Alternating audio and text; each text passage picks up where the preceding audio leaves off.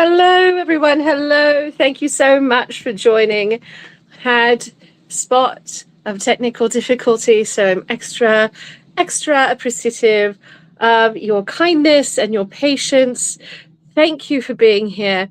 It's so wonderful to be back. It's been several weeks because of all of the holiday nonsense. And November was particularly wild, to be honest. Hello, Bess. It's so good to have you here. I've missed you, friend. Welcome. So, November was quite chaotic on many fronts. It's lovely to be here. I think December is going to be a bit chaotic, but far less than November, which is lovely. I am working on the chapeau for the new costume. I have a lot to say about this. I need to write about it for Patreon because I'm making a lot of interesting decisions and I want to deep dive into why I'm doing what I'm doing and how I'm doing it. But tonight I'm going to be doing hand sewing, which I think is always a little bit of the most, it's like you don't see a great deal. There's not much to show because I'm slowly stitching away, but there's a lot to talk about. And so I'm excited for that. Also, my cat, Monsieur Gâteau, he's losing his mind, everyone. He knows what I'm doing and he knows he should be getting treats whilst I'm doing it. He's been after me for like 10 minutes whilst he watched me run about getting all sorted and getting all of the things here on the work table. Hello, Monsieur. Yes, you're darling, and ever so slightly maniacal, you beautiful creature. So Monsieur is here. I'm here. I'm stitching on this. This is the brim of the chapeau. You can see the underside right now. And yes, it's already shaped a little bit. So normally I don't put my hats together in this order. It's really unusual for me. And basically I'm trying out some new techniques to see if I prefer them. So, hello, Joanne. Hello, my friend. What a delight to see you here. Thank you for joining. I was just thinking about you the other day and your penchant for machine embroidery and all of the things that you get up to. I don't remember what inspired me, but I was out and I saw something sewing related and I was like, oh, Joanne would be so interested in this. But do you think I remember to make a note of it? No. And now it's gone to the menopause brain. The worst. But it's holiday season. Happy holidays. Remember, things could be worse. And I'm very happy to be here. And just a bit of kismet, a little bit of, serendipity. I matched my mug to my frock. I don't normally do a big plug on my mugs, but I love this mug. It's from Calamity Wear. It's my favorite mug to use at this time of year because there are all of these terrible holiday calamities happening, including a robot, Santa, and aliens, and pterodactyls, and all sorts of nonsense. They're wonderful. The menopause brain. The madness. So, but on to sewing, as it were. I'm stitching away. I'm working on this chapeau. I've made actually quite a bit of progress since we last chatted about it. So I thought I'd show you some of the details so you could see the pieces and how a hat like this comes together. So when I make hats, for those who are not familiar with my process, I do flat pattern hat making. So flat pattern millinery is the official term for this kind of hat making. So hatters make hats using blanks out of like wool hoods that they shape and steam over a hat block, and it's really remarkable what they do, and I think it's beautiful. I just don't know that variety of hat making. I haven't learned that art, and I don't have the tools for it either, because it's a whole different set of very intensive tools, and the hat blocks are a real investment. So what I do is flat pattern hat making, where I take buckram and I stitch it into shapes and I wire it. And I've been working on this off and on for several weeks because I've been working on it in between other projects. I knew I was going to make this style hat, so I knew I could start the frame well before I had the fabric and everything chosen.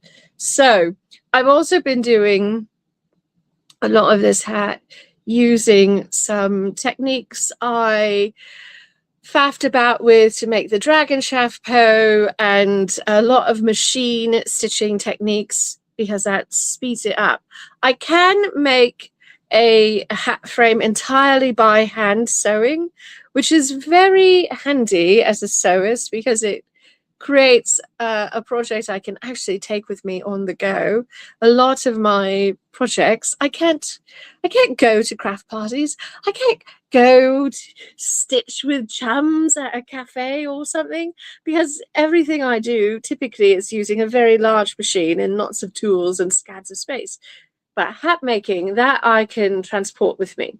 However, whenever I can, I like to use a lot of machine techniques, because it's faster. Honestly, it's because it's faster. It also saves my hand strength, and also like the stabbing to the hands, all of that's nice. So you can see some of the machine work on the inside here, where I've stitched 2 layers of buckram together to create a nice, hardier, stiffer buckram. And I've also put some wires in here. You can see the millinery wire running down the sides. I also have wired around the bottom edge and the top edge. Currently, that's bound. You can see some of the hand stitching inside here. That's bound with bias tape, top and bottom, and then it's covered in cotton fleece for what's called mulling. Oh my gosh. Alicia says about Calamity Wear, my beloved mug here, she still wants to get the Christmas dinosaur one, but always forget to buy it until it's too late. Yes, I mean, honestly, I'm very grateful, because most of my Calamity Wear has been a gift from a friend who understands how much I love their things, their art, their design and everything. I'm very charmed by them because they're so funny to me. But I am lustful for the dinosaur one. I have the robot one, which is really charming too. They're very cute, maniacal holiday robots. So I like all the holiday nonsense like this. A sort of poking fun, if you will. So this is the side of the crown of my hat.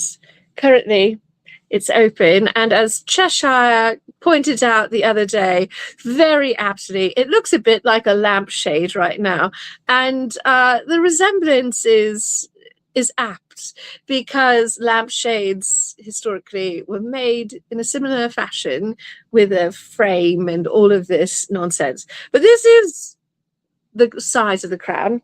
I'll sit on my head like so. It already looks kind of charming. You can see that the back is shorter than the front.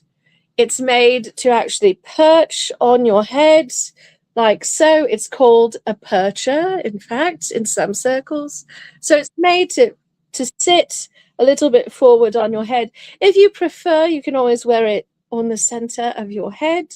Certainly, you could wear it towards the back. They do that all the time in the Gilded Age, where they take these beautiful, honestly, look, I am not being shady. I like the costuming in Gilded Age. I think they've done some wonderful things, and the millinery is really good and interesting and over the top, which I love. But they do this one thing that I understand from a cinematography perspective, because it opens up the face, which makes it easier to see the face and light the face and do all those things. But they wear their hats on the back of their heads all the time, like this. And that's it feels kind of like a modern convention for styling. It opens up the face, but I'm always like, oh, I don't, it's not my favorite way to wear the hat. So I wear mine forward, like so. It's a little bit sassier. I'm a sassy girl. If you like to wear yours center, you can. I'm askew. I don't do that. I always wear mine askew or cocked. It's the technical term, but I like askew better. So for lots of reasons, to be honest, the jokes kind of write themselves. So that is a bit of how I think about positioning my hat. The shape of the hat really helps with how it's going to sit on my head. Another thing I always like to share with people who are new to wearing, you know, historical styled hats or hats at all, is that you want your hat to nestle on your head. You don't want it to float so that you can see underneath it too much. You want it to sort of like, see how this one kind of like nestles onto my head. So there's not like, it's not hovering, it's nestled. That gives it a better fit, it gives it a better look. And that is a way you know that your hat is more appropriately sized for your head. It's really tricky when you're doing like the tiny fascinators that people love to do in steampunk circles, but you can still get that nestled effect if the bottom edge of your chapeau has a little bit of shaping to it. So if it's not dead flat on the bottom, if it has a bit of curve, has a bit of shape, it will nest on your head and it will have more style, more swag, more panache that way. And so if you can, always try and like curve your brim a little bit, shape it a bit to your head, get it to nest for yourself so you can get like a really great effect with your hat. So little hat making wisdom today, I suppose. I am going to actually stitch, but I wanted to like show you what I've been doing, because I know if you're getting started with hat making, it's nice to see the innards of the chapeau. I do teach hat making workshops periodically, not every year, but sort of when I don't have another workshop on the go, I sort of sneak a hat workshop in. It's a lot of work. So I know that not everyone is like longing for a hat making workshop, but I love to teach hat making. So this is what's called the crown tip. It's the top of my hat. It's going to be stitched in place on top here. This is probably not the most difficult bit of stitching, but it's one of the more tricky bits of stitching the hat together. The tip should sort of fit just exactly so on the top of the hat, so they can kind of marry together. It's going to get covered in fabric and things, so if there's like a tiny opening, it's all right. But it also is made out of buckram and covered in mulling. It also has wire around the edge to make it nice and sturdy. And you can see I've also sewn this together using 2 layers of buckram to make it a little bit more sturdy. So hat makers in general are aware of this, but newcomers to hat making may not know there's a buckram shortage. A lot of the buckram, which is this specialty fabric we use for hat making, is no longer being produced. So the heavy duty stuff you can't get anymore, or very rarely, because there's a shortage, because the factories stopped making it. And it's related to Disney, actually. And I'm not trying to be shady, but Disney used to be one of the biggest producers, makers, consumers of historical hats in North America, and they made a choice to stop using buckram and to go with other materials for the hats. Probably those things are cheaper and faster, so good on them. They're materials I'm aware of but not super knowledgeable about, so I continue to use buckram. Maybe I'm being a bit cowardly instead of learning the new materials. I don't know. But I like what buckram does and the way it reacts and things. So come back to it. And the trick in this shortage is just to double up and turn your medium weight buckram into heavyweight by doubling up. So these are my pieces. I'm going to be doing some terrible, horrible things to the side of the crown, probably pondering. I'm a little anxious about it. I think it would be very cool, but I'm going to be putting a hole in this crown and making a window that I can light and put things in, which is something I've never done before. So I'm a little anxious about it. And it's an experiment. And that's why the crown is sort of hanging out naked, as it were. It has to wait. So here's the brim. This is the part that gives the hat a lot of style, honestly. Like I said, I've already curved it using steam and my tailor's ham, a very hot, steamy iron to help start shaping the brim. The brim is also wired all the way around the edge. It's also 2 layers of buckram, although you can't see the stitching very much on this anymore because it's covered in mulling. I've left this piece of fabric intact for now. Normally, I would cut that hole out to the center. I know it's going to be there. You can see where it's going to be because the buckram's not there. But I got a tip, and I'm trying it out from a hat maker I really respect. And if I like doing it this way, I'll probably keep it up. So we'll see. But it also absolutely preserves the fabric a little bit more. So often when I'm putting together a hat frame, this center bit of fabric, when I cut the opening, it gets very tatty. It like really starts to fray and look very mucky as I'm going. And this is really keeping the fabric intact until I'm ready to cut that hole and go to that step. Oh, I love this. Alicia says potentially a low-key, maybe less prep heavy class would be trimming a finished hat or refreshing an old one. I could absolutely be convinced to do that as a workshop. I've never done a hat trimming workshop, so that could be really fun. I think my hat trimming is passable.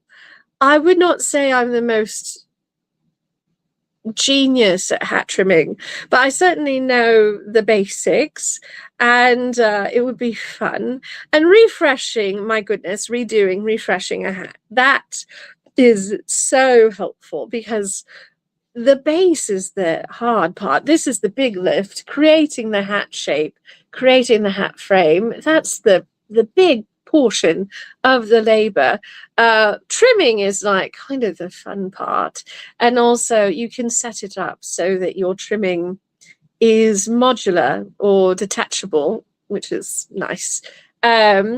It's just something I do very often these days. Traditionally, the trim is usually stitched in place or glued in place, depending on the time period and the style of hat. And so you'd have to like unpick it and take it off wholesale and then cover it again and trim. Trim is everything, though, in historical hats. They're very rarely plain, especially the hats for the more feminine fashions. Those are like covered in trim. In some cases, horrifically so, because I know Alicia can speak to this. Hats in the late 19th, early 20th century, women's hats are responsible for the extinction of several bird species because they used so many bird feathers, and they were very profligate in how they approached collecting those feathers. And there wasn't really any concern for, the environmental ecological impact, if you will. So I don't normally use feathers. That's not because I'm like concerned in that way. Most of the feathers I have access to are like chicken and turkey and goose, and they're all birds that are fine, and I'm not using that many feathers. But feathers are their own ball of wax, if you will. They have some like complexity. I do love what you can achieve with feathers, but I don't need to put a whole bird on my head usually either.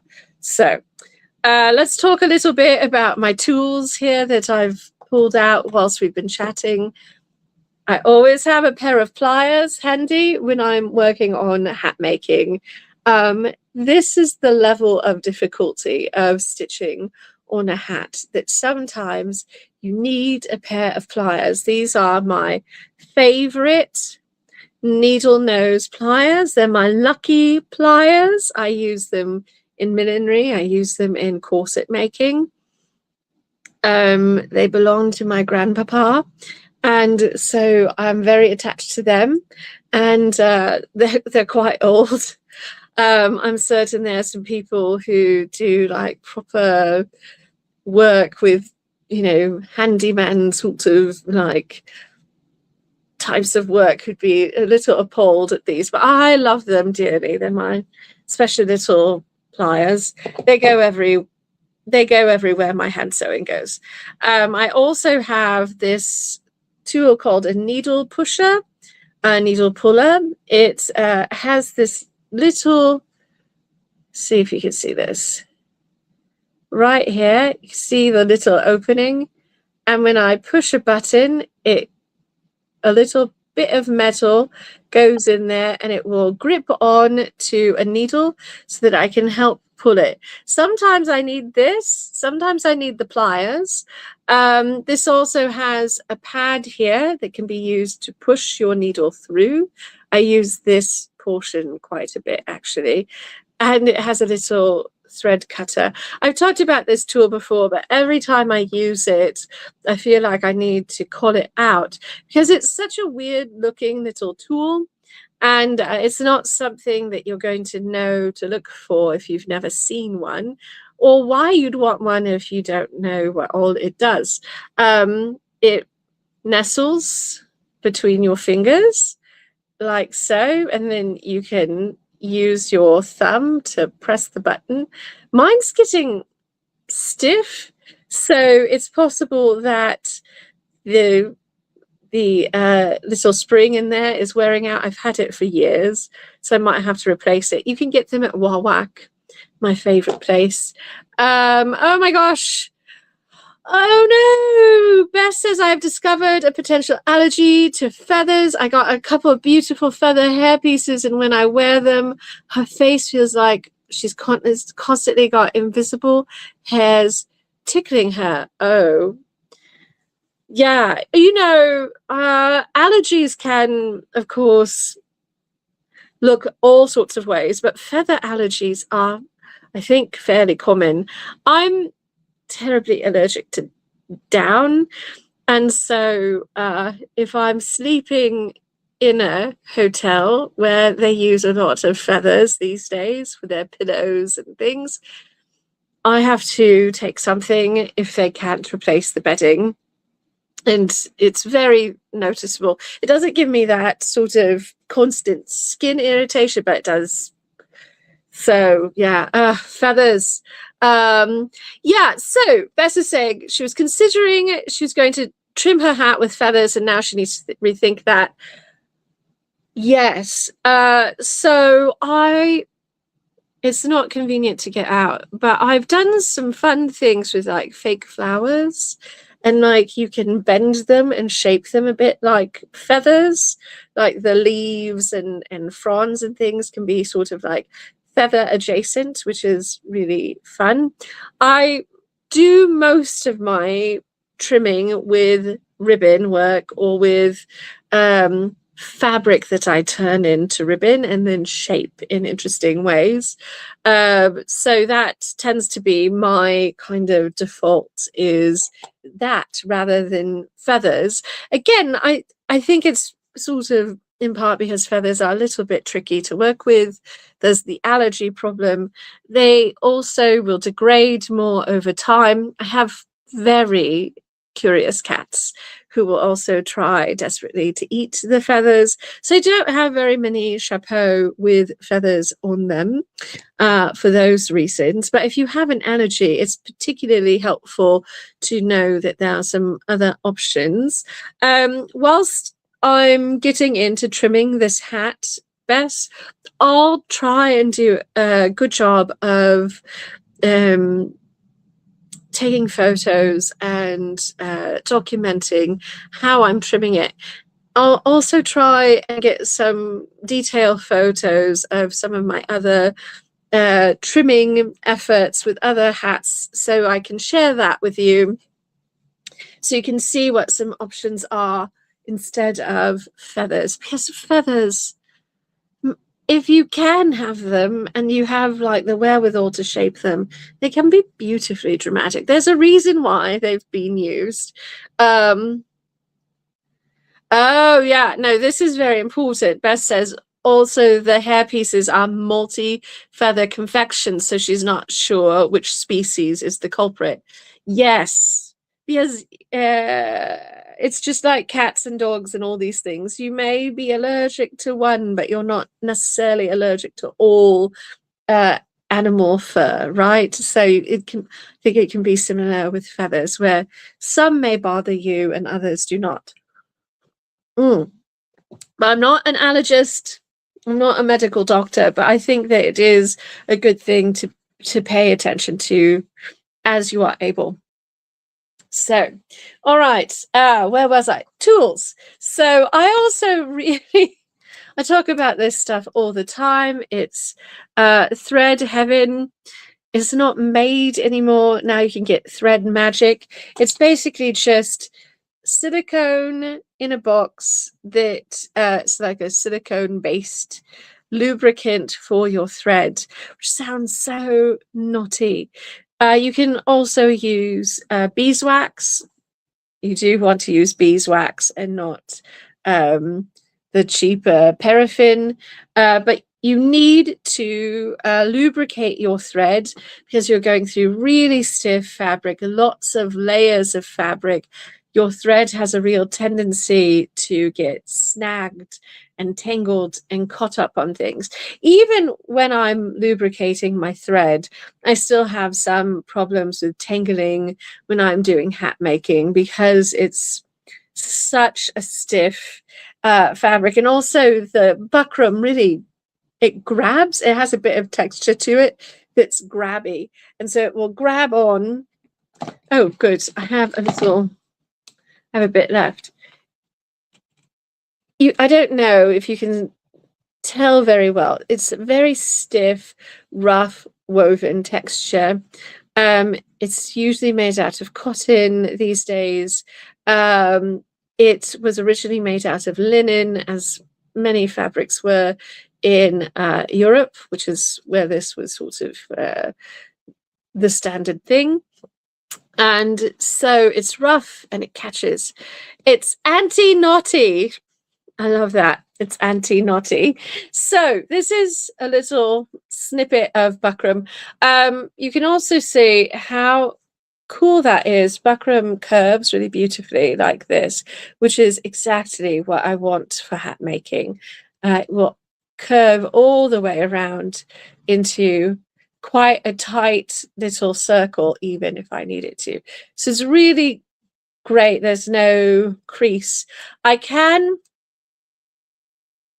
sort of fold it, and if I worked really hard and put a crimp in it, I could put a little crimp in it like so, but just bending it is not going to crimp it. Now, once I've crimped the buckram like that, which I never do, then it can be hard to get that crimp back out. You'd need to go in with a hot, steamy iron to press it flat again. However, you can press it flat. You can remove those marks. You can shape it with steam and heat, which if you're using some more modern materials, if you get a crease in them, you may not be able to remove that crease. So that can be a bit tricksy, especially when you want to make all of these like funny little curves and things. So good old buckram. Anyway, I use standard thread usually. I'm not using anything like special like silk threads. I'm usually not using buttonhole twist, which is a heavier duty thread or anything like that. This is just bog standard all-purpose thread. It's a really good match to the fabric, which is allowing me to do some absolutely absurd things with this hat, to be honest. We'll see if I love what I'm doing or not. And I always have a thimble. The thimble, the needle pusher, the pliers, all of these are designed to preserve my hands whilst I'm stitching away on the hat. And they're pretty essential in hat making. So you can get away in some circumstances without a thimble. You can like sew on a button onto a frock if you're replacing a button, things like that. You can manage without a thimble. If you're just doing a quick bit of hand sewing, you may be able to manage without a thimble. What I've learned is that if you're more serious about your hand sewing and sewing like a whole pair of Regency stays or an entire Elizabethan Tudor dress with farthingale by hand, you probably want a thimble because it is a utility object. It is a tool that helps with your hand sewing and protects your fingers. It has a lot of functions. This is your pusher. You can push on the needle with this tip. It also protects your finger if you are doing really heavy duty sewing and you're trying not to stab yourself too much. You can wear multiple thimbles. I usually just work with one. I'm of the school of using my middle finger as my pushing finger. Use the finger that works for you, right? But remember that this is something where you need to be able to have free range of motion so you can push the needle through on your sewing. And your thimble needs to be snug. It should fit on your finger so that when you turn your hand upside down, it doesn't immediately fall off just because your hand is upside down. It also should not be so tight that it's cutting off your circulation and your feeling in your finger. I don't know how you find the right size of thimble just from a number on the etherwebs. I find the right size of thimble by going and trying them on until I find one that I like. And I'm dreading it because I really need to replace this one, which is vintage and it's been an absolute workhorse. C'est la vie. Sometimes our thimbles fall apart on us, and it's very sad. So these are my tools. I'm using what's called an in-between needle. So it's pretty hefty, but it's not my biggest, heftiest millinery needle. And that's because I'm doing some refined work at this point, and I didn't want my largest needle. I wanted like a little bit smaller. In-betweens are used a lot in tailoring, hand tailoring, the really beautiful high-end tailoring. I got it from my tailoring kit. Hello, Anne, it's so good to see you. Thanks for joining. I'm talking about millinery and I'm getting ready to do some hand stitching. And so sometimes when I'm doing hand sewing on a Tuesday, I feel a little bit like it's less exciting because there's not as much to see. But I love that I can deep dive onto some of these kind of arcane sewing projects like hat making. I want more people to feel like they can get into hat making and to make it less intimidating. I kind of taught myself a lot of hat making. I've read some books, I've reverse engineered some things, and I've learned by reading suggestions from other hat makers. My first foray into hat making was a pillbox hat made out of plastic needlepoint canvas or cross stitch canvas, which works pretty well for simple shapes that you don't need to like do a lot of fancy shaping of the brim and what have you. I actually like to teach beginning hat making using that plastic canvas because it's very cheap.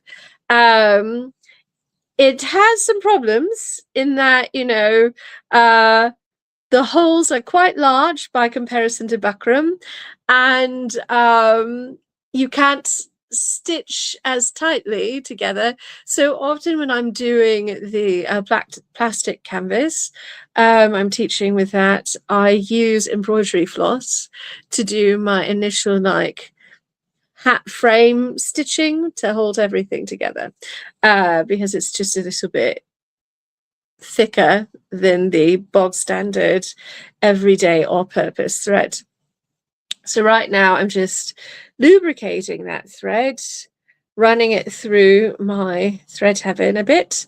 I also like to dip my needle tip into the lubrication. Hello, Cheshire, who's driving home from the gym and listening in.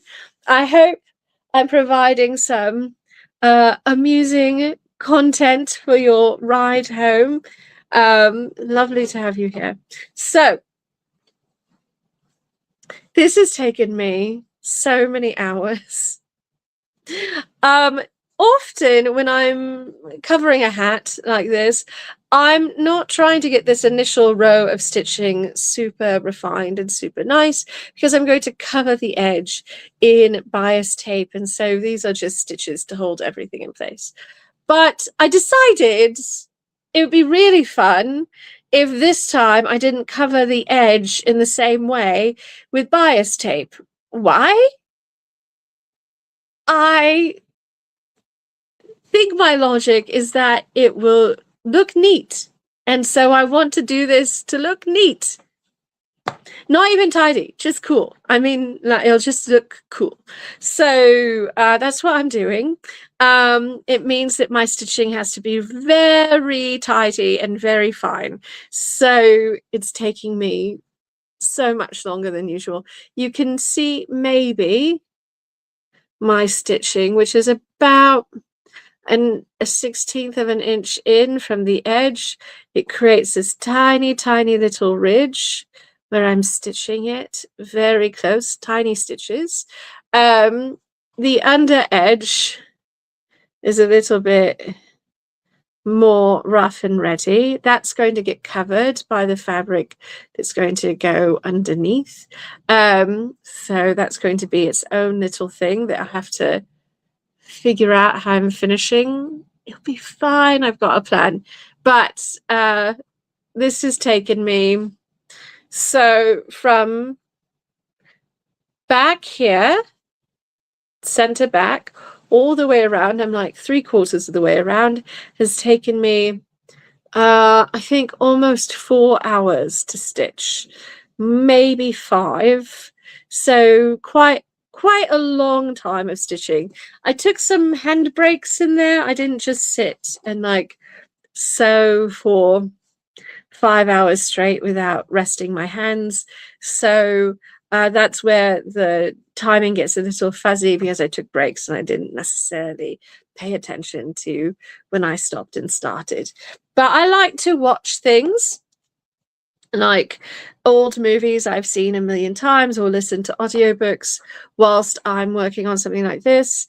And so that means I've got something to keep my brain occupied whilst my hands are busy.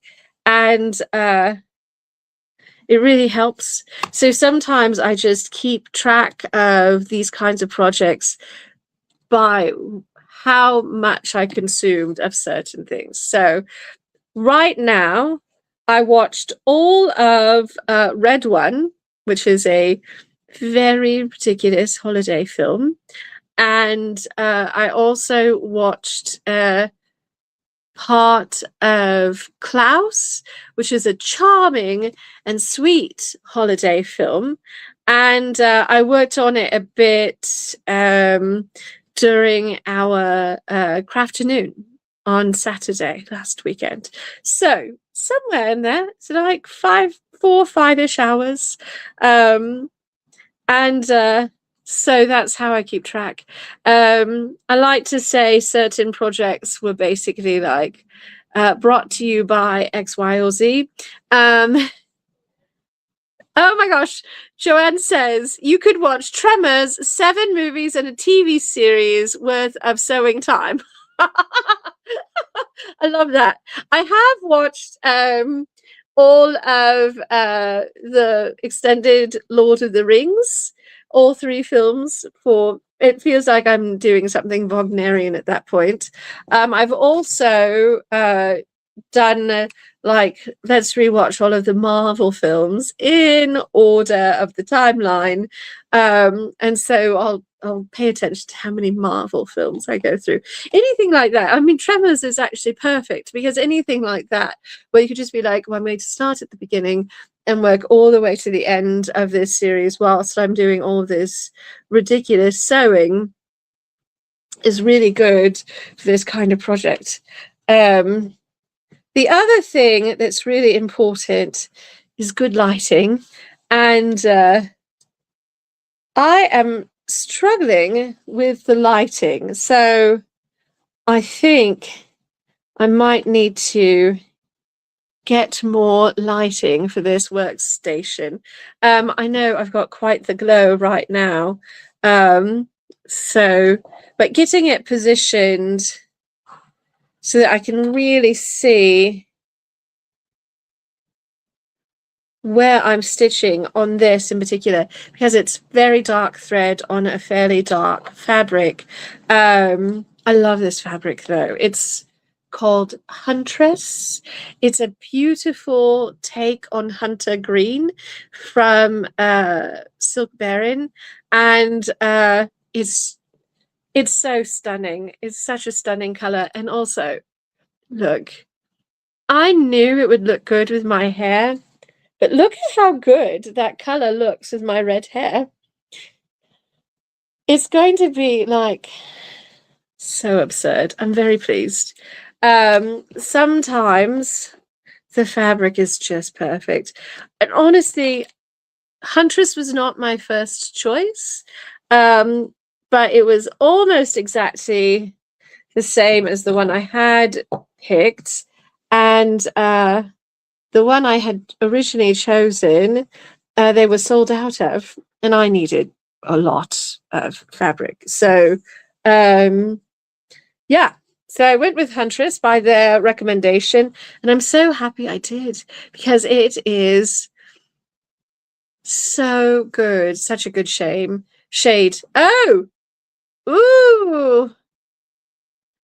So, Alicia said she made a hat in a weekend once, just once, and it was mostly unstructured. Yes. The hats are one of the more intense things I make, and I think that's true for anyone who makes hats because even if you use a lot of machine techniques and you use some of these other little time savers I've been trying out, there's still a lot of hand sewing. I tell people all the time that you have to like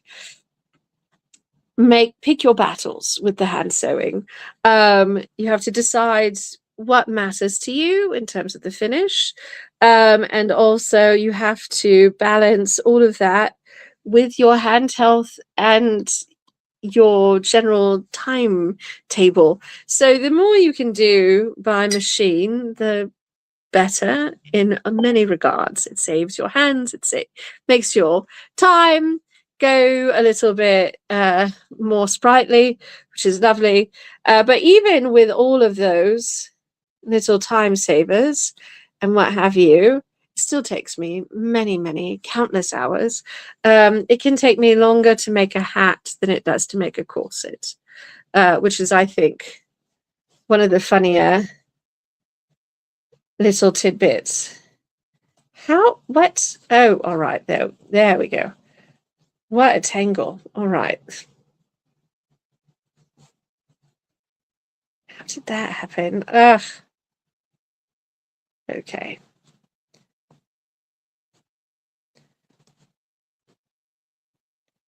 So, if I don't catch my tangle early enough, I'm stitching so tightly, and my stitches are so small that I can't go back. And so I end up with a little tail like so, that I will later go in and tie off in a really tight little knot. It's kind of irksome, but at least it's not forcing me to like unpick a million excruciatingly tiny stitches. Oh my gosh, the Silk Baron emails are temptation incarnate. I had someone ask me if I really make all of our costumes out of silk, because that would be extraordinarily expensive, to be clear. And I don't, but I think we do one big costume a year that is like from the Silk Baron catalogue, as it were.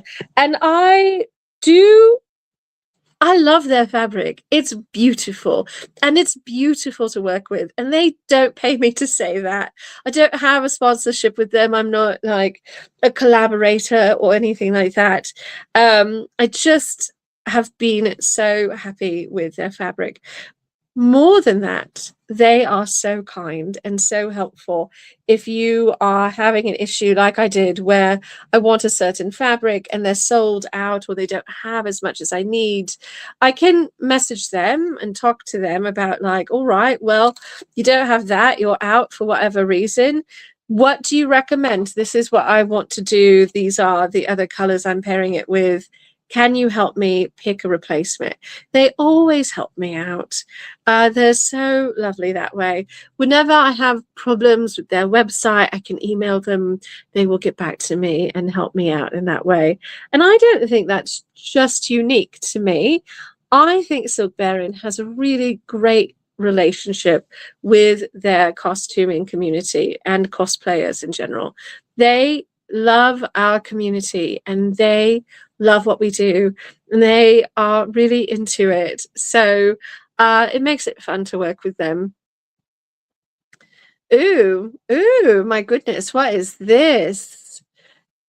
Oh, Gaius looks fun too. Alicia is thinking a maliciously compliant Santa hat for that, at least for next year. I love that. I'm very keen. Um, I have never made a Santa hat exactly, but you know what? I've made something similar. They're really fun and pretty quick to make.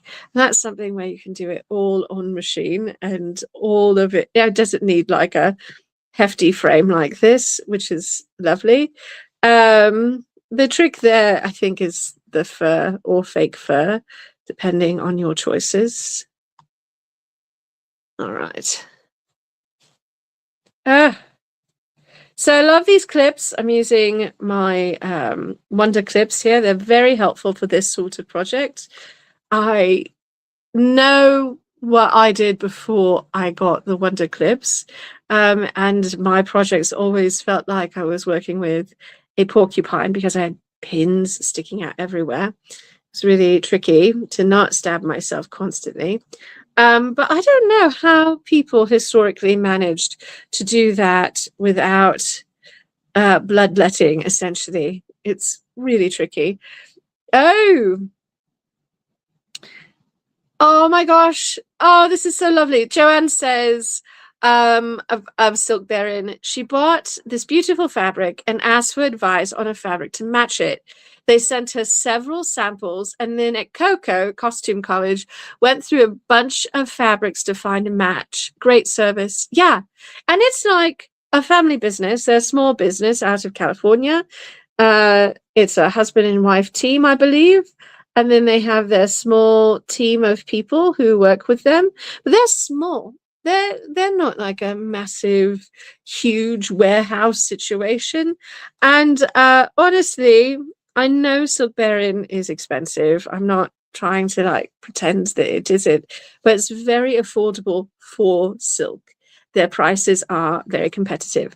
And they are small and they are struggling, as all of our fabric suppliers are right now because of the tariffs. So if you can indulge, now is a good time to indulge. They could use the support.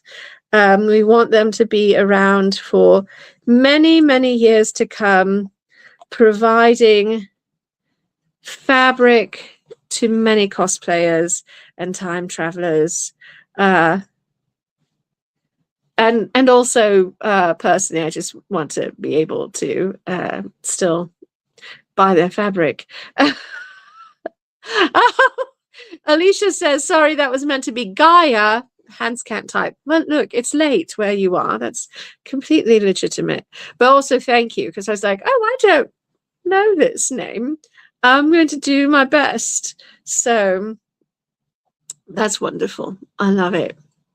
They have so many gorgeous colorways. They also do a bunch of like limited edition fabrics. I may have like bought them out of a couple of limited edition fabrics for the dragon costume. So it was one of those where like I'd had a plan, and before I could put my order in, they released the most perfect fabrics ever as limited editions. And I was like, well, I guess this is what we're doing. And I snatched them up.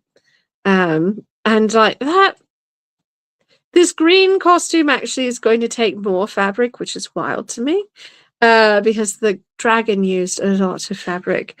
But I also cheated it out in some places, which I'm not doing as much with the green costume. Partly because I'm not doing an overskirt, which is so wild. The foundation skirt is going to be covered in trim, and I'm trying out some interesting techniques with it to make it look like there's an overskirt when there's not. But the big fabric suck on that one is that I'm doing this gorgeous drapery down the back of the skirt that uses 8 yards of fabric. 8 yards of fabric. That is so much fabric. It's 4 yards of one color and 4 yards of a second color. And I feel scandalous about using so much fabric. But I think it's going to be worth it. So I hope I'm not wrong. If I don't like it as I'm getting into it, I'll make a different choice because that's a lot of fabric and I will just reverse course. But I'm excited. I'm doing what's called an opera drape down the back. It's going to be beautiful. Not directly inspired by Coppola's Dracula, but a little bit. Ooh. Yes. Joanne says of Silkbear in their Facebook posts make her draw fabrics and the inspiration for the colors. They are so kind. They post a lot of creators' costumes with permission. They always ask to like as inspiration for other people and also to show you like what folks have done with their fabric. It's so beautiful. Cheshire says after gym pizza is in the oven and she's ready, they're ready to tune in. Excellent. Hello friends. I'm making a million prick stitches in this hat. As we've been talking, I've gotten about 2.5 inches of stitching in to give you like a sense of how slow this is. Slow and steady is how we go. And it's so tiny and the angle is so weird that I don't think I can show you what I'm doing. Sometimes I can like stitch and have the camera focused, but I actually have the hat like resting up here on my tracts of land and I'm like hunched over stitching so I can really see what I'm doing. So what an angle it is what I'm saying. And like I don't think I can see to stitch if it's not that close to my face, even though I'm wearing spectacles. Maybe I need a headlamp. There are these like neck lamps that I keep seeing that like wrap around your neck. They're for knitters or crocheters or people who do things with yarn. And every time I see it, I'm like, awful, weird sewers who make weird projects like hats where you're hand sewing very close to your face and you could really stand to have about 10 times more light than you do.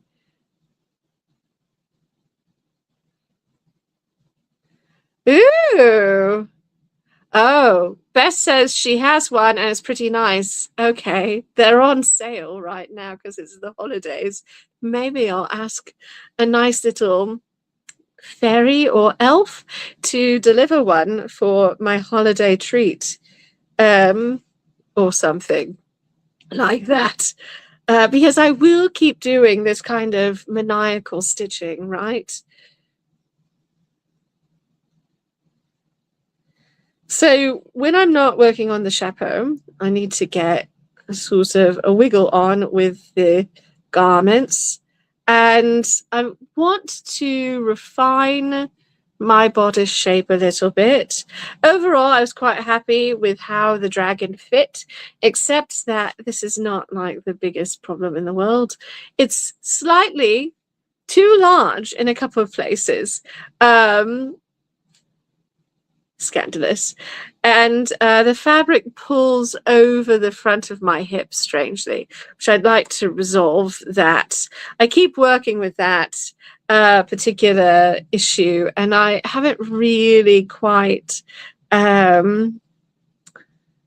fully found where the problem lies with that.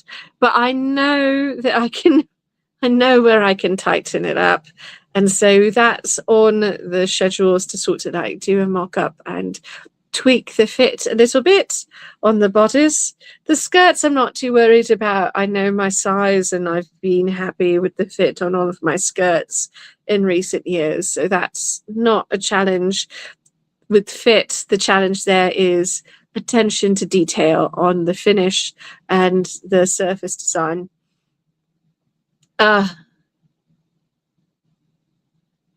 Oh my gosh. All right. No, this is really good. Um, okay. So Alicia, Bess says she recommends one of these neck lights with a bar light on one side rather than two pinpoint lights. Thank you very much.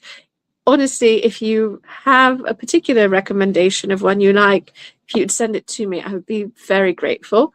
And Bess also shares, oh, this is a problem that I would have. They are slightly more difficult to point down to a lap with tracts of land in the way, and I do have the tracts of land always in the way. Alicia says it's 9 p.m. here, and she's so ready for bed, but want chai, but kitchen so far away. Oh no, Alicia, the struggle is real. When you just really want a magic butler to bring you tea. Oh, yeah. That was not meant to make you thirsty. That face was the face of a woman who's allowed her tea to go quite cold, though. Speaking of a desire for butlers, I would like one to magically come and top off my tea so it's hot again. But yeah, isn't that the worst? When you really want a chai and you have to like go into another part of the house entirely.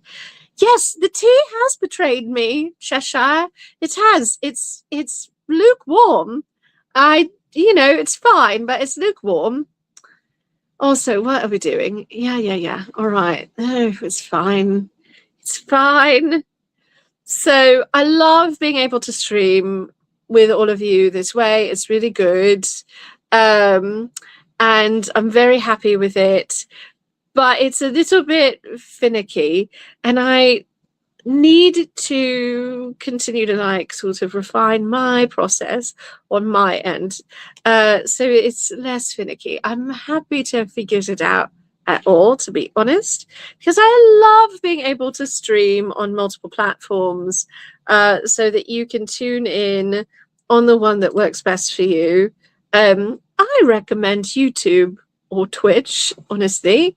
But for everyone who's still with us on Facebook, thank you, my darlings, because that platform is very tricksy, I know. So, all that to say, it does sometimes do a weird thing, and it just did a weird thing to me.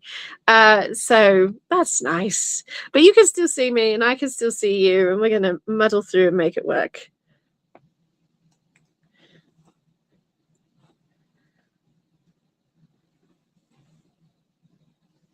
I am stitching largely by feel. So I love this fabric, as I natted on quite a bit. It's very dark, and my thread is a near perfect match. And so I can't precisely see my stitches.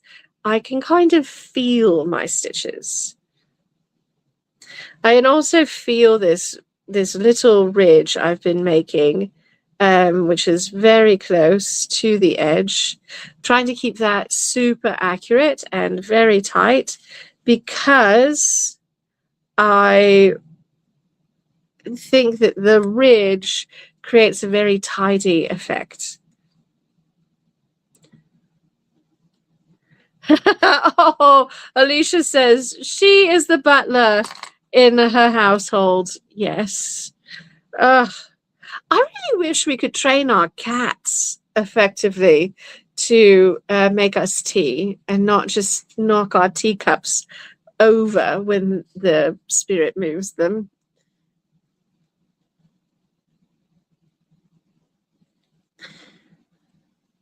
All right.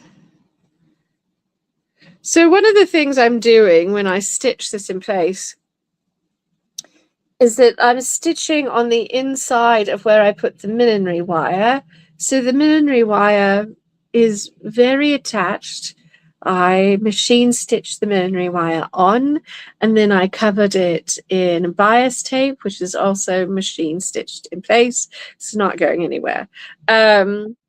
So when I embed my stitches, it's in the infinitesimal gap of space. It's right up next to that millinery wire, which is creating this very consistent little ridge all the way around the edge of my hat. I think it looks nifty. I think it looks very intentional, and it is. So I'm happy with it. Alicia says, "Oh, for reference, the kitchen is like 4 feet away." Alicia, sometimes 4 feet is like 4 million miles, though, right? Like you're tired. You don't want to walk 4 feet. You want the tea to magically just like float to your station by the power of like butler sorcery or something. So anyway, my sympathy, because my kitchen, where my pantry, where I keep the tea things, is also not that far. But I'm sewing. I don't want to stop and get up and go make tea. And yes, 4 feet is too many. Cheshire is correct. It's too far. It's criminally far. All right. So when I'm not working on the hat, like I said, I have the other frocks to work on. I'm also need to finish up my underpinnings, which we're going to be talking about more on Patreon. And I really, really want to make myself another corset. I've been living with like technically 2, but I love the fit so much more on the second one that I almost never wear the other one. And I really have found that having 2 good working corsets at a time preserves both of them better, and also gives me a little bit more like time to have the corsets. So a corset under heavy wear, and mine get heavy wear, may only last 2 years maximum. Historically, Victorian ladies or corset wearers replace their corsets frequently, just like we replace our underpinnings. Bras wear out too. And so that was something that when I was first getting started with corsetry, I didn't realize, and I didn't understand what I was doing wrong when mine started to be a little bit broken down. But it's normal. They take some wear and tear. They start to wear in, and then they start to wear out. And if you can have a second or third corset, then all of them will last you a little bit longer, which is really nice. Especially if you, like me, really need those corsets for the fitting experience. Oh, I love this. Joanne says, Jake and I have the rule of the house. Whoever has a cat on their lap gets waited on by the other. We have 2 cats, so sometimes nothing gets done. Isn't that the way? Yeah. Whenever Monsieur Gâteau or Captain Picard decides to like take residence in my lap, that's it. That's what I'm doing. Nothing else is happening. Oh, Alicia says, stitching by muscle memory and faith. We've all been there. Yes, that is where I'm at.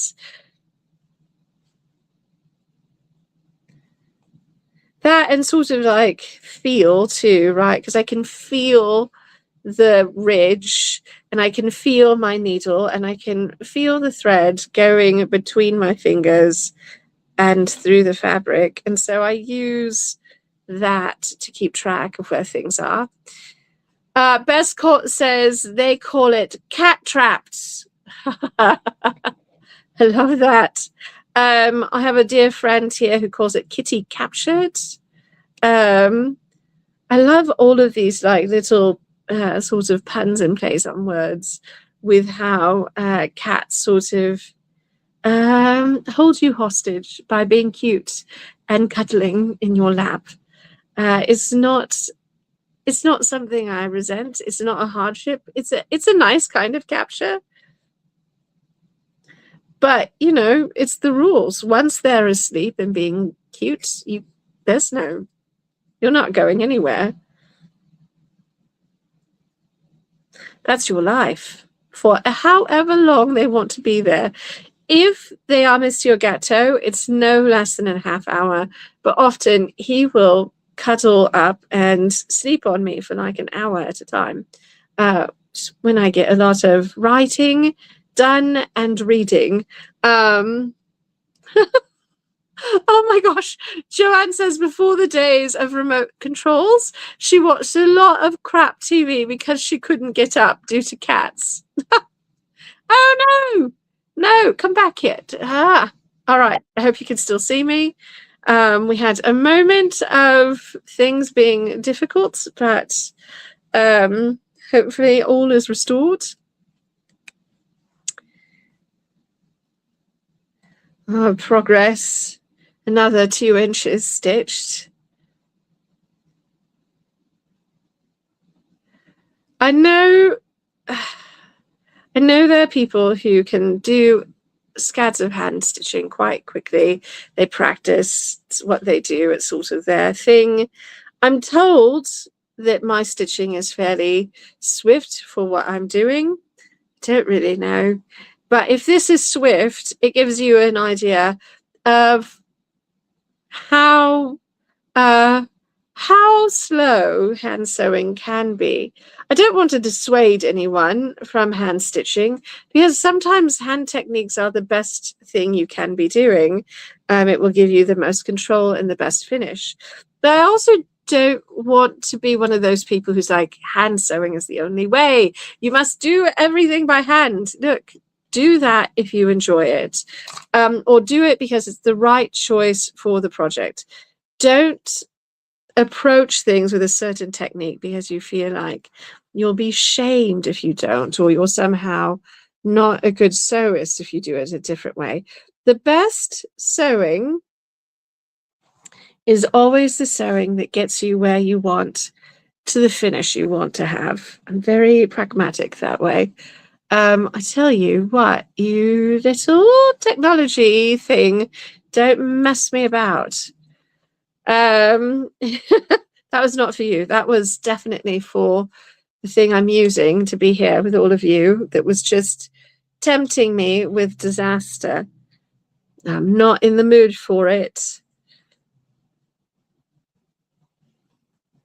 Okay.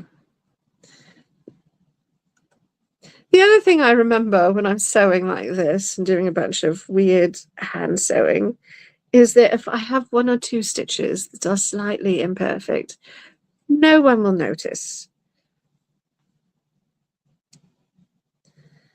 It doesn't have to be perfect. It just needs to be good.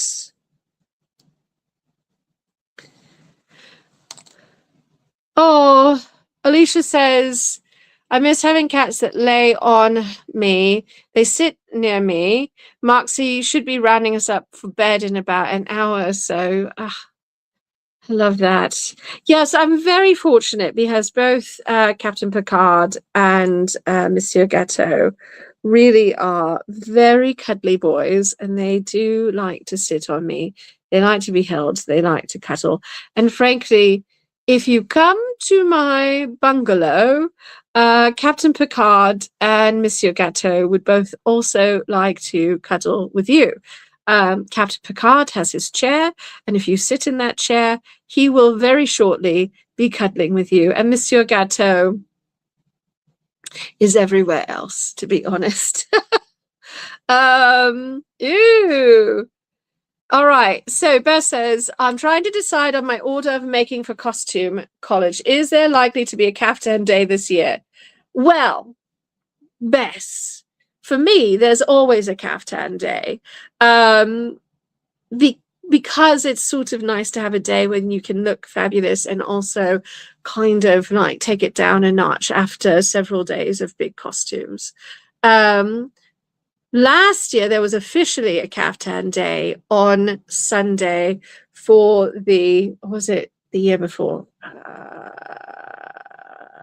no, it was it was in 2024. There was officially a Kaftan Day on Sunday because of like the theme for the event, and it was wonderful.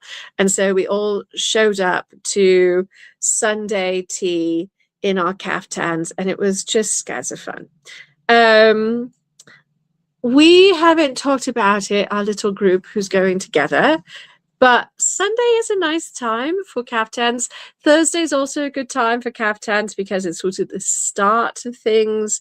And you, if you're me, you've been traveling all day Thursday to get there. And so the thought of putting on a really elaborate costume after being in a car all day is not appealing. But we will formally, no, look, Joanne, absolutely. Look, we'll formally make a plan and we'll decide our schedule. So I'm giving my hands a break. I know that I'm taking the dragon and I will probably bring this green frock. And those will probably be my Friday and Saturday evening ensembles. And then I'll have some fabulous underoos for breakfast on Sunday, the Sunday undies, because I'm obsessed. So I know those things for certain. I tell you, really? This. All right. Can you still see me, hear me? Irksome. All right. I don't know where it cut off and decided that it was time to like time out. So irksome. I thought I'd resolved that problem, but apparently. Anyway, so I'll talk to the rest of the ladies and we'll discuss what they're comfortable with, because I don't want to make unilateral decisions. But we'll pick a kaftan day and we'll do kaftans and there will be photos. The other thing is, it's been more or less successful at different times. I shall try and find a time. We will schedule a sort of like us meetup time so we can have nosh, dress up, take photos, be ridiculous, hang out. Last time I went in 2024, we basically, Sunday night, we took over some tables poolside and we ordered takeaway and we ate out there next to the pool and we had a gay old time. Honestly, it was very jolly. It was lovely. So we might do something like that, although it's waiting until we're all dead and feeling exhausted after a wonderful weekend. I'd like to do it a bit earlier. It is tricky. Joanne, you'll remember better than I do. I think it's Saturday night they do the big dinner. I don't usually go to the big dinner. It's lovely, but it's a crush. And so I would rather go and have dinner with chums. So we might, maybe Saturday, we'll do a little group dinner thing at the hotel, or we'll do takeaway and eat by the pool. So Bess says, I think I'd like to pick your brain about the whole event, really. You can ask in the main Discord channel, Bess. We could also talk about it in the events place, but I will set up a specific chat just for Costume College and in the Discord, and that way everyone who has experience can chime in, and we can also collect all of us who are going. But please feel free to message me privately as well. I'm very happy to share my insights and experience. I'm so excited you're planning to come. It's just a lovely event. So, and I have got my guide, which I haven't updated for this coming year, but I will do that. The big thing I will tell you, if you have not bought your badge yet and you haven't started that process, make sure you become a member of the Costumers Guild West, because first of all, the Squeals is a very nice little periodical they produce. Secondly, you get a discount on your ticket, and it's a good discount, and you get some like early information that way. So it's worth it to get your membership. And the membership lasts a year. So thank you. Alicia says I went a bit sideways, but it's better. Thank you. My goodness. I'm not certain what happened, but it thinks that I'm not fully using this application now, and it's like ready to time me out. So if I get stitching too much and I forget to touch the screen, then it's like, oh, time to go to sleep. I really hate that behavior of this particular device. Is what it is. We'll make it work. But yeah, I'll start a little chat just for Costume College. We've got people like Joanne who have scads of experience, Captain Azar, who goes usually with me. Let's see, dear Sarah from Sarah Blade Creations, and who is the TA for most of my classes, went for the first time in 2024, so she can share her insights on the first timers experience. So yes, we'll have a good chat about it. Oh my gosh. So Joanne says, I always keep Jake as a family member about half price, and he did come once, may come again. Oh, that's lovely. Yeah, I mean, sometimes people's spouses come and then they get roped in forever. I've seen that happen.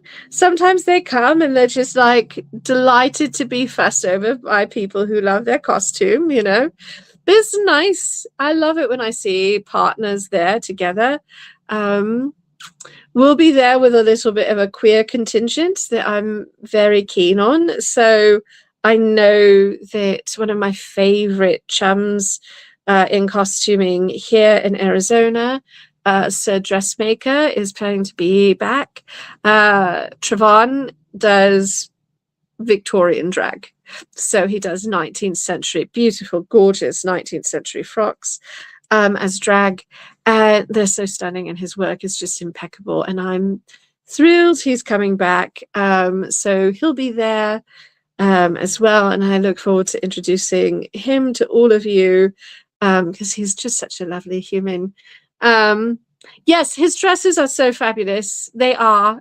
He comes at it from a theatrical background, so I think he is actually much faster than I am as a stitcher. He has some different approaches to how he does things, but his work is impeccable, and I love his colorways, and I just I love his style. He's so kind. He's so kind in person. Oh, I see. Joanne is saying we didn't hear it from her. No, I heard nothing. What? Nothing. But family members do not have to live together. That's a good piece of information. If somebody wants to like hook their found family up, excellent bit of information. Thank you, Joanne. That we did not hear from you at all whatsoever, not even a bit. The other thing, I think it's too late this year, but they do scholarships, and I recommend applying, even if you think you're not good enough, or why would they ever pick you? Apply, because you don't know. You don't know if anyone else is applying. Lots of people think they aren't worthy or deserving of a scholarship, and they don't apply. So I've known some people who have gotten that scholarship, and it's been such a wonderful experience for them. And it isn't based on like your experience as a sewist. You don't have to be good enough, or you can't, or if you're too experienced, that's also not a problem. That's not how they judge. So it's, yeah. Oh, here we go. Joanne says a member must write a recommendation. She can be bought with cookies. There you go. I love that, Joanne. So yeah, Like, look, it's a good opportunity, and I've said this many times, but I can tell that Costume College took criticism to heart and is making an effort to really make their space a welcoming, safe, inclusive event. And of course, it is not without, some learning curve, is not without some rocky moments and some things that don't quite go how everyone intends.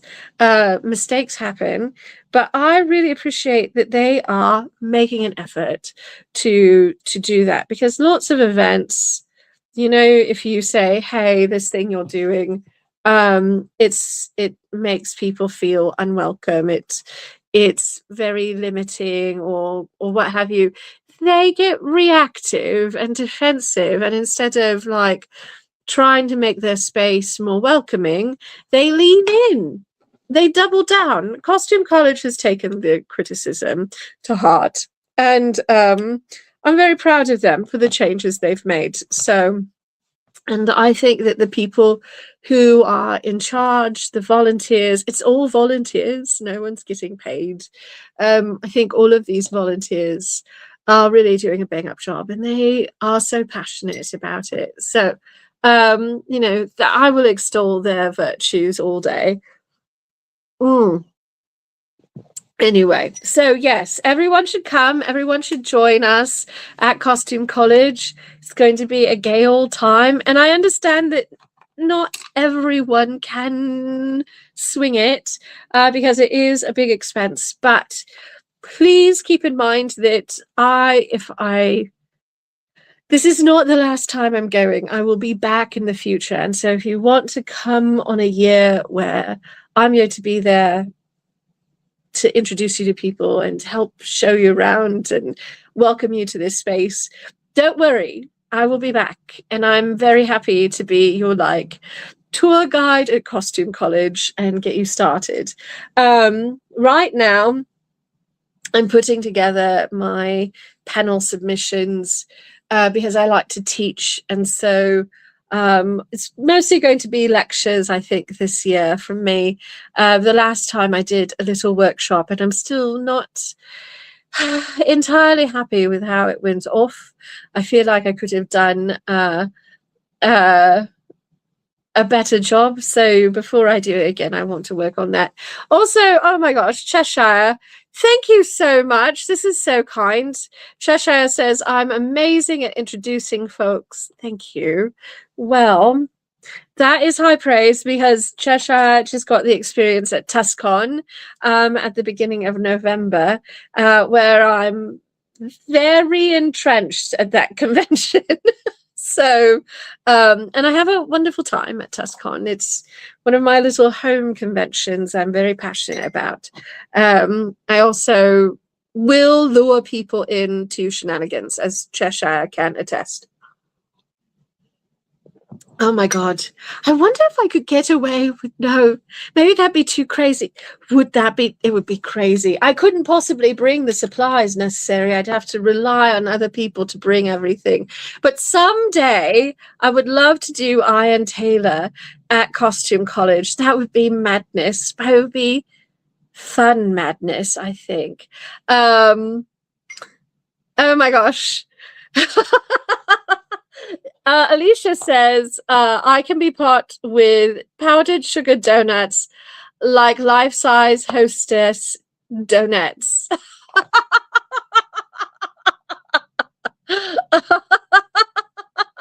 That's great.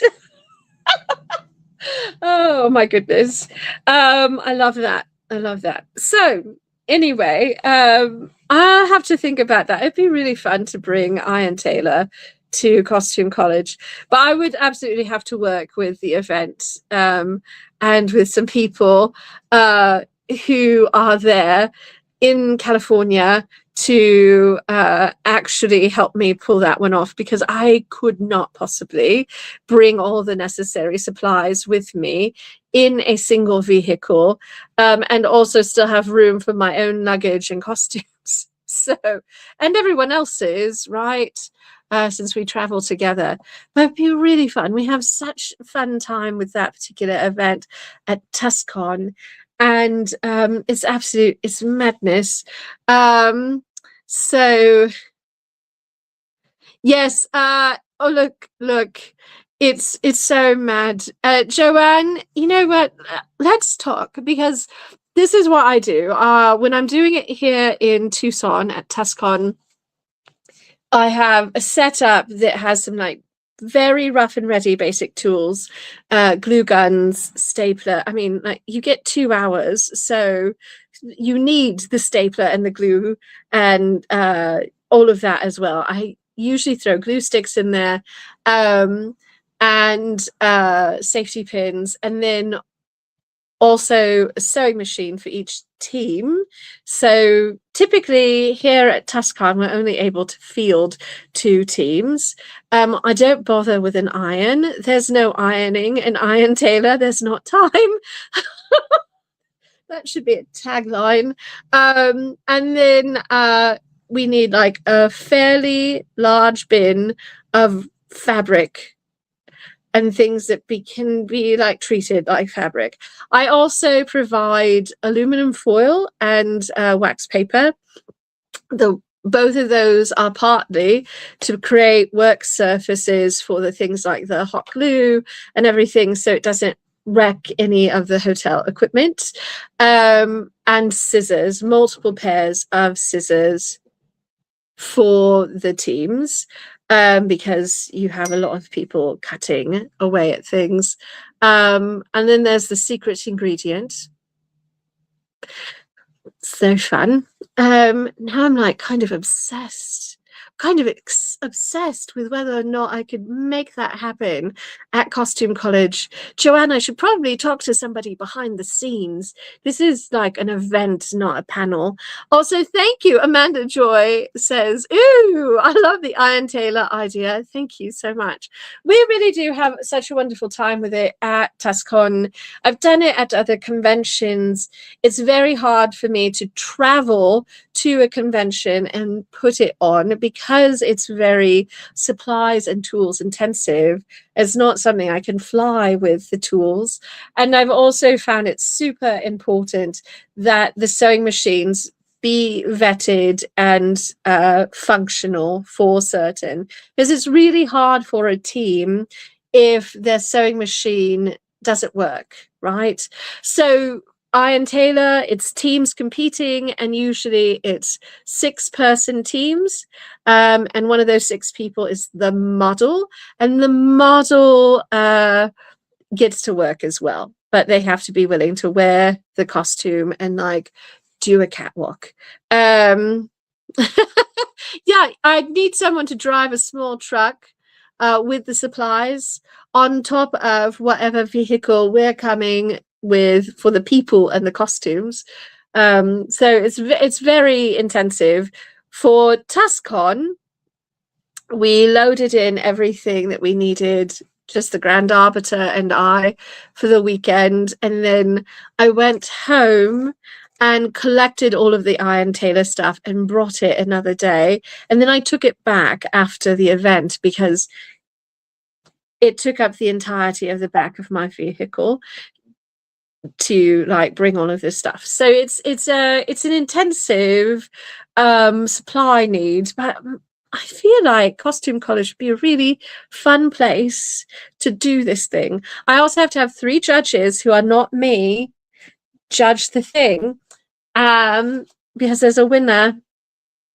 Usually the winner's just getting clout. I don't usually have big fabulous prizes, but we have like a wonderful time and lots of laughter happens, and I think it's like a wonderful creative experience. So far, no one who's participated has cursed me and cursed my family lineage. Everyone seems to be having a good time, so I hope that's the case and I'm not secretly tormenting people.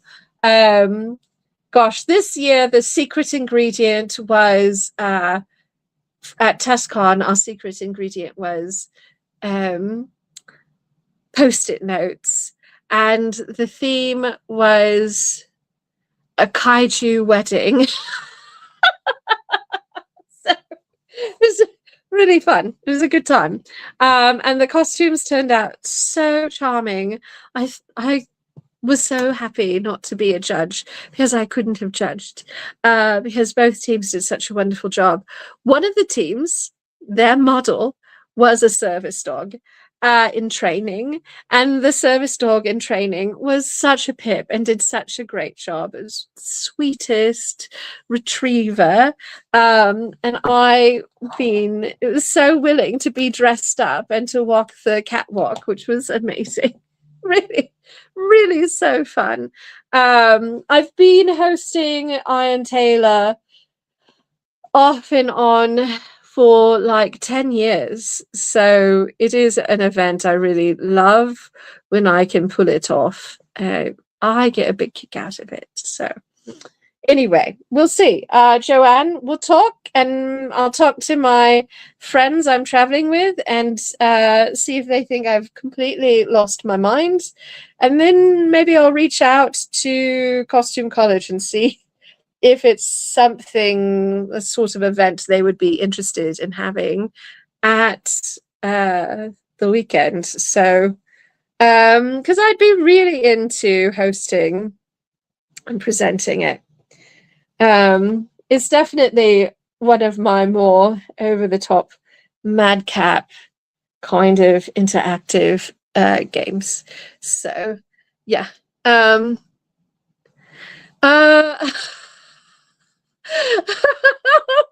Yes. Oh, Beth says, I think that sounds like an amazing thing for Costume College. So many creatives to join in. Please start asking around behind the scenes. I'm sure there can be stash busters in Cali. I bet if if Costume College is up for it and willing to give me the time and space and help me out with the tools, that we could definitely find the supplies. And it would be so much fun. Yeah, it would be really fun. I would love to see if we can make that happen. Be a really good time. Oh my gosh. I'm very like here in Tucson at TestCon, where it's not a heavy array of cosplayers coming to the event.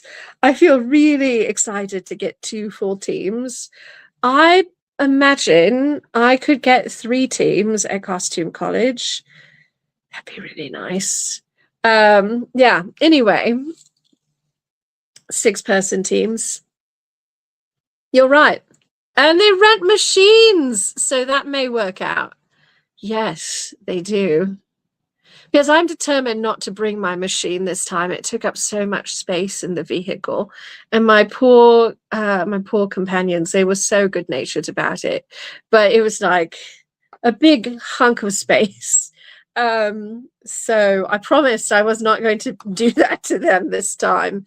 But like the other things packed down pretty small. So yeah. And now I'm like really, I'll reach out to the programming team, I think, after I talk about it with my friends, because I don't want to plan to do something that is going to make them crazy that I'm like doing this thing and bringing all these supplies. But I'd love to do it at Costume College. Really, what a place. That's a dream situation, I think. So and it's just, you know what? This is not a costume that is meant to be worn forever. It really is about the nonsense and the fun and the sort of like creative MacGyver of it all, and the teamwork. So the way I set up the scoring for the judges is that teamwork is one of the things you get sort of judged on. What is happening? I absolutely lubricated this thread, and it's like, nope, I don't want to go through the fabric. It look, Alicia, and Iron Taylor is what is equivalent to 2 panels worth of planning or more. But at least 2. It's true. It's a lot. So I did take it one time to Outlanticon in Atlanta with the Grand Arbiter, and we got people there to help us out with that. No sewing machines for that one. We just had the glue guns and the glue sticks and the staples and the safety pins and all of those things. And they were doing a bang up job until we had like actually a medical emergency arose in the middle, which was shocking. Everyone was all right. But it was the sort of thing where I would never want that to happen again, of course.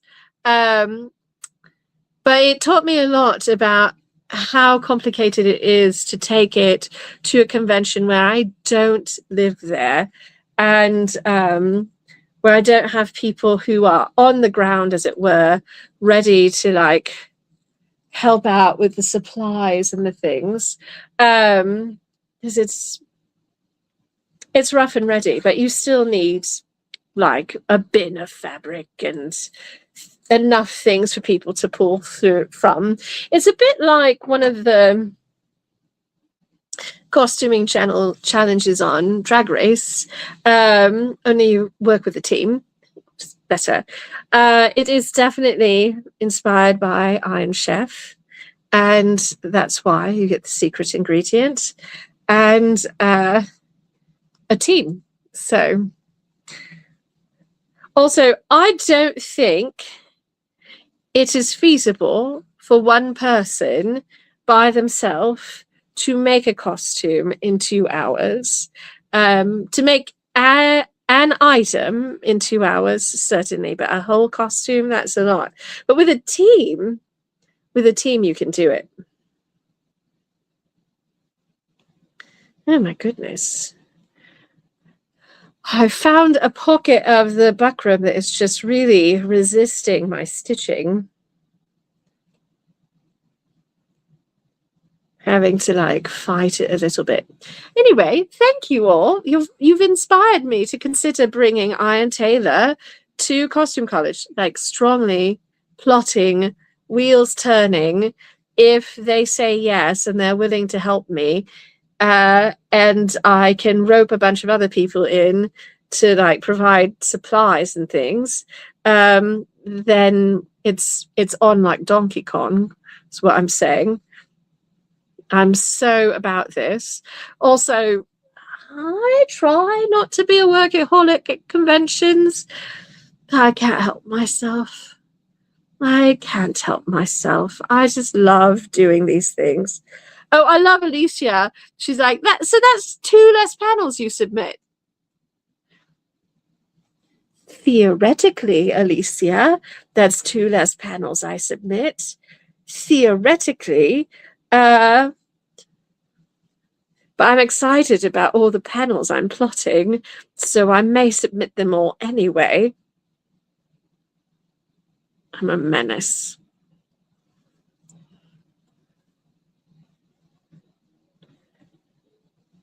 I'm a problem. I'd like to say I'm a charming problem, though. No, really. Why are we... Oh, my goodness.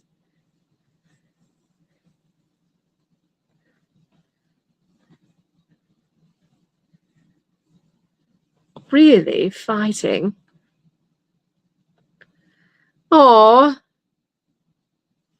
they're so kind. Cheshire says, I do a lot of good work and get a lot of good chisme. And you know how I feel about the chisme. I'm about it. We discovered our shared passion. So, oh, that was wonderful. We did have a wonderful time at TestCon this year, everyone. Of course, it was special because Gail was there and it was like a little steampunk invasion. Next year's guest of honor is Rebecca Roanhorse. I think that's been officially announced. If it hasn't, I didn't say anything. And that's totally not here forever on the internet or anything like that, where people can definitely find out I said something. But I only said it because I think it's been announced. But she's coming and she's wonderful. And so next year's also going to be great. And, you know, we're putting together like other guests and things as usual. It's a lovely time. The Grand Arbiter probably won't be attending next year as Gail's not coming and he's intending to do some like other travel, and so he's got to save his time. But I live here, so I'm always going to be at TuskCon, and I do programming behind the scenes for that event. So I'm very invested. Speaking of which, if you're listening to me right now and you're planning to come to TuskCon, I really do want to talk to you about doing costuming track panels. So you should definitely reach out to me. And also the lemurs. My favorite gag from that weekend was the lemurs. I'm so happy. I love how that took off. Will there be art, swag, badge ribbons related to lemurs for next year? Absolutely. Something will happen with the lemurs in 2026. It was so fun. Really, such a jolly time. And, you know, despite the things that happened afterwards, and everything worked out, so it's all good. It was a little stressful there, but it all worked out. So, you know, that's nice. Hello, Monsieur Gatto. You helping? Unless you're going to knock off my work table. Something. He's thinking about it. You can't see him because he's behind the light. But he's definitely here plotting what he can knock off the work table, as he's wont to do. So, we've been chatting. I've taken a few breaks for hands stretching and mostly to articulate with my hands and to talk about whatnot, all sorts of things and whatnot. I'd say I've been sewing pretty consistently for an hour and a half. And so let me show you. I had gotten 3/4 of the way around before we started. And now here's what I've got left. Like, I made some progress, but again, it's just even stitching pretty constantly, even being pretty fast with my hand sewing, it still just takes quite a bit of time. And part of that is just that the fabric is very thick and heavy to stitch through. And so each stitch is very like an individual movement. So when you are doing hand sewing on fabric that's soft and doesn't have a bunch of rigid material inside and a million layers of fabric that you're poking that needle through, you develop a sort of ergonomic approach that allows you to minimize the number of unique, individual, discrete movements. So you can do a stitch in a single movement. It's much faster and more efficient. Hello, my darling. Would you like to come cuddle rather than stand in the middle of my work surface? Say hello to everyone. I know. You want love on your own terms. Your life is so difficult. Look at how he suffers. Look at that face. So much suffering. Where are we going? All right. Where are we going? What's he doing? Oh no, I've got thumbs and you haven't. So he is very wroth with me. Good night, my darling.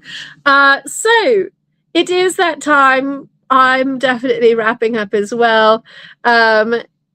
Cheshire, thank you so much for joining tonight. It was lovely to see you. Alicia says she wants to, but she's still not sure about March. Fingers crossed, Alicia. We desperately want to see you there as always.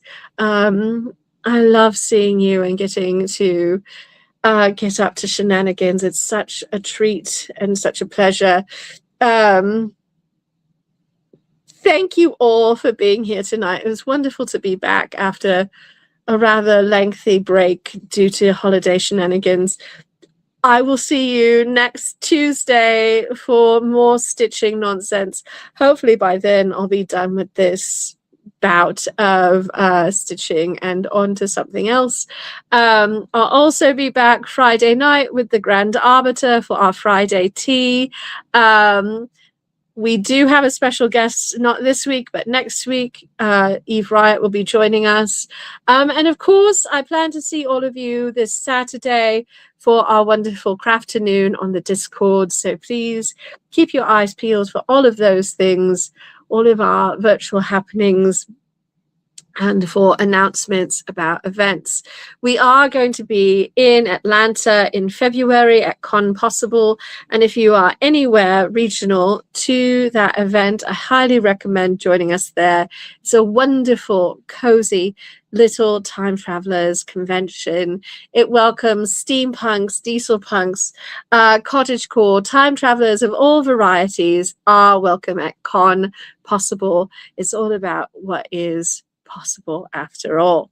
The community there is really lovely and charming. It's a delightful little convention. So that's the first weekend in February, I believe. The dates elude me, but I think it's the first weekend of February. Wild West Con in March is towards the end of the month. So we've got two great conventions coming up in the late winter, early spring. I hope to see you all at one or both of them as you are able. And as we have discussed ad nauseum tonight, I'll be at Costume College, so I'll see you all there if you're able to make it. In the meantime, I'll be online doing all of this nonsense, and I'll be in the Discord. And I love catching up with all of you there. I will get the Costume College chit chat started in Discord for those of you who are interested, and we can share information and start plotting. So, with that said, my darlings, please go out into the world, take very good care of yourselves. Remember to treasure yourselves as I treasure you. Get those vaccines and boosters. Wash your hands. Take your vitamins and minerals. Wear a good hat or make a good hat. Do something nice for yourself, especially at this time of year when there's a lot of pressure to be something specific and to do a bunch of nonsense and to buy into the stress. Remember to do something kind just for yourself, because you are irreplaceable and you deserve to be treasured. I adore you all. I'll see you Friday. Cheers.